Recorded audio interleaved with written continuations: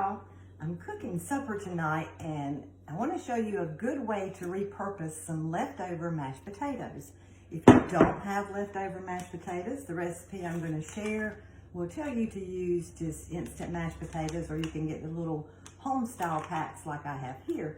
So what I have done so far is I've just got water and my potato flakes mixed together with 2 tablespoons of butter, and I'm going to add one egg, and some shredded Parmesan cheese. I've got 1/2 cup for the whole recipe is what we'll need, so I've got half of that here. I love shredding my fresh Parmesan cheese, so I'll go ahead and add that in, and I've got the other half over there saved for later. So these I'm going to bake in a muffin tin, and I'll show you how I'm going to prepare them.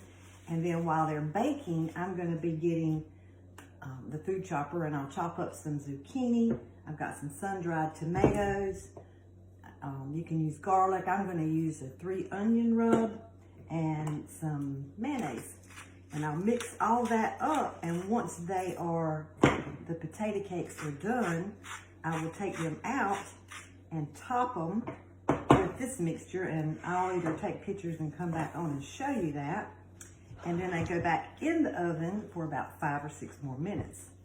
So it's really, really easy to do. And you know, during the holidays or those big Sunday dinners when we overcook and we have mashed potatoes left over, this is something that is really, really good to use them for. If y'all hear something clicking in the background, I've got my pressure cooker sitting on the other side of my camera, and I've got some sirloin steak in there. I'm cooking that today on the sous vide setting, which is a low and slow water bath for that sirloin steak. And it's going to be so tender.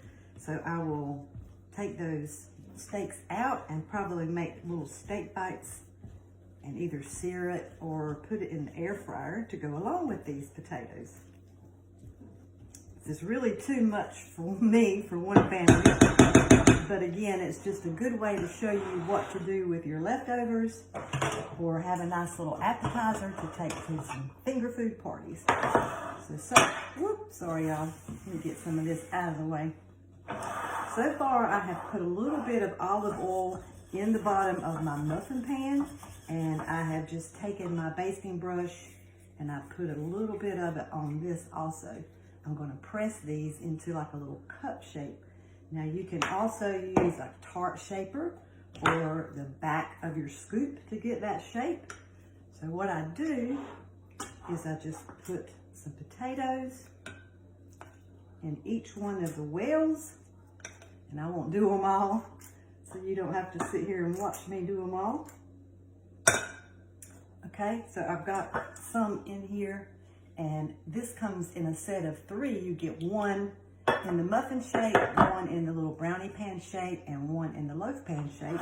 And I'm sure if you've watched me for long, you have seen me use these. So I'm just going to push that down.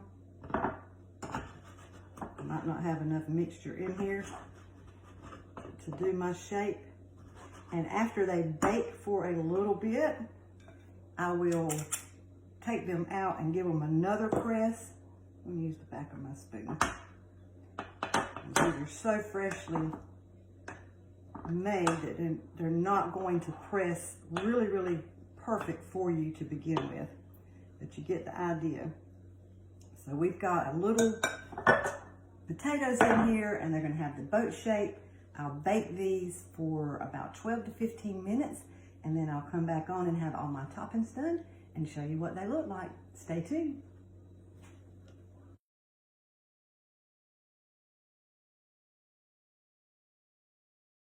Okay, I've got my zucchini, and I have just got 3 or 4 slices at a time, and I put it in the lid of the food chopper. Just give it a few chops. Check that out. All diced up, and ready to go.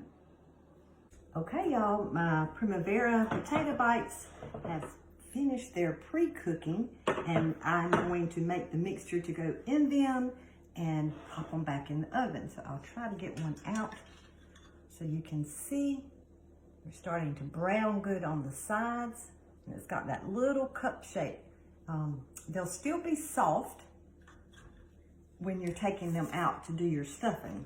So what I have done, I'm gonna move that pan out of the way. I have chopped up some zucchini to equal 1 1/4 cup. That was about 1/2 of a medium zucchini.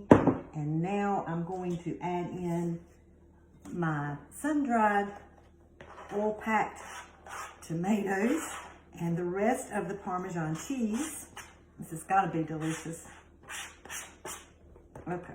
And the only other thing that we add in here, and again, when I share the recipe, it's going to call for garlic. I'm really not feeling garlic tonight, or me and my husband both don't care for it too much, but we both love this 3 onion. So that is what I am seasoning mine with. I'm only putting 1 tablespoon. The caps of most seasoning jars equals a tablespoon. So we also need 3 tablespoons of mayonnaise. I'm a Miracle Whip girl. I prefer salad dressing, but my husband likes mayonnaise. So I'm going to just squirt that in. This is why I love these measure-all cups, y'all. I don't have to put this in a measuring cup and then try to scoop it out. I just was able to get my 3 tablespoons here and pop that right out. And I forgot to get something to stir it. Let me get that.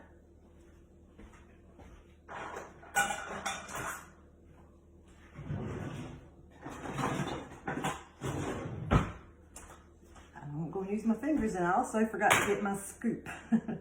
So I'm going to just scrape off the rest of that mayonnaise.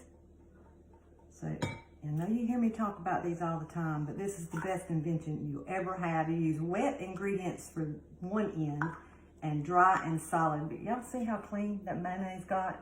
I got every last drop of it out.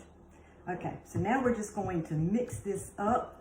And when you chop your zucchini, you know zucchini is a wet vegetable. You don't want to chop it mush to mush because it will get wet, and we don't want a wet mixture other than our mayonnaise that's making that wet mixture. This is good. You could add bacon. We can add whatever toppings you like, but this is just a recipe that I have always used. But they're so versatile, you could add anything into yours that you prefer. Okay, so my pressure cooker has cut off, so my sirloin steaks are done. I haven't taken those out yet, so maybe by the time I come back on with the reveal of these, I'll have my steaks out and done for you so you can see those too. So I'm just going to take the small scoop, this is 1 tablespoon, and put in the top of each of these. And put them back in the oven just for about 7 minutes, 5 to 7 minutes. I just kind of watch them. I just want them to get kind of good and tender and let that cheese melt. Okay, so I won't make you watch me fill all these up, but y'all see, I think you can see that. Doesn't that look delicious? It's gonna be so, so good. And such a good little appetizer or a way to use over leftover potatoes. At Thanksgiving, I chopped my turkey up and then put turkey and veggies in there, and if I had any gravy left over, we'll put that gravy on top of them and have that to eat the next day.